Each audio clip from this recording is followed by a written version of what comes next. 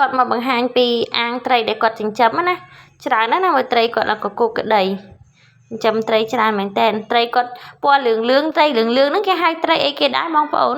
ឈ្មោះត្រីអីដែរ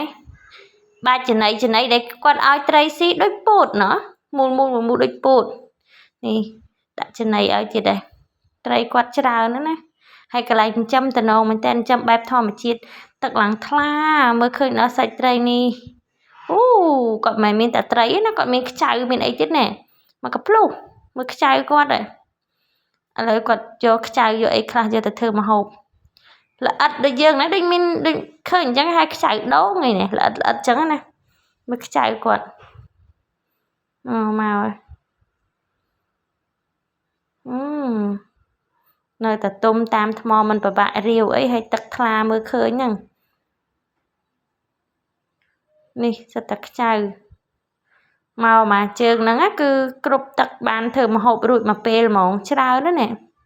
ល្អិតស្មេងទុំលើនេះទុំនៅក្នុងថ្មអញ្ចឹងណាជាប់ថ្មខ្ចៅគាត់មកទលេនឹងឲ្យតែមានថ្មហ្មងសិតតែខ្ចៅជាប់នៅក្នុងនឹងទាំងអស់បានច្រើនណាស់មកកាភ្លុះរបស់គាត់ថ្មក៏ស្អាតហើយត្រីនៅក្នុងទឹកហ្នឹងក៏ស្អាតធំទៀត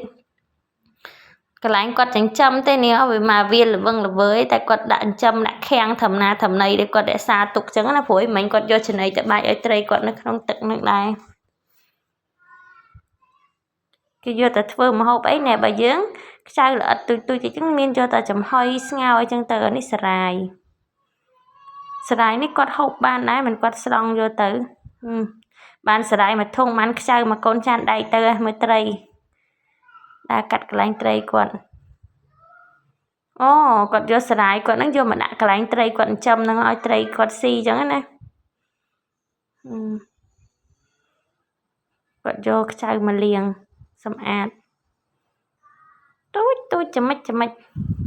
ខ្ចៅក៏ប៉ុន្តែយើងមិនយកទៅចំហុយនៅនេះខ្ញុំអ្នកខ្លះឆាដែរប៉ុន្តែដូចតែវាទូចពេកមានតែចំហុយឬក៏ស្ងោរទៅដែលស្រួលជាងគេអញ្ចឹងណាបើថាលីសអាហ្នឹងយកមកធ្វើច្រើនធ្វើមុខម្ហូបនេះមុខម្ហូបនោះអញ្ចឹងទៅឆាលីសឆាអីអញ្ចឹងទៅដាក់ហាលអីទៀតអញ្ចឹងទៅគាត់យកខ្ចៅហ្នឹងយកមកបាច់ដាក់កន្លែងគាត់ចិញ្ចឹមត្រីចិញ្ចឹមអីខ្លះដែរតាមានទាមានអីទៀតគាត់យកមកឆាហ្នឹងឯងនេះយកខ្ចៅហ្នឹងមកឆាជាមួយសាច់មិនឆាតទេចិត្តហ្នឹងបើឆាមួយសាច់ចឹងបែបតំណងឆ្ងាញ់វារៀងមានជាតិជាងចឹងជាងយើងឆាអត់ដាក់សាច់ដាក់អីចឹងឆ្ងាញ់ឆ្អិនហើយអូយតំណងណាជាតិហ្មងក៏ឃើញក៏ខ្ញុំស្រក់ទឹកមាត់ដែរចង់ឲ្យធ្វើអញ្ចឹងហូបដែរតំណង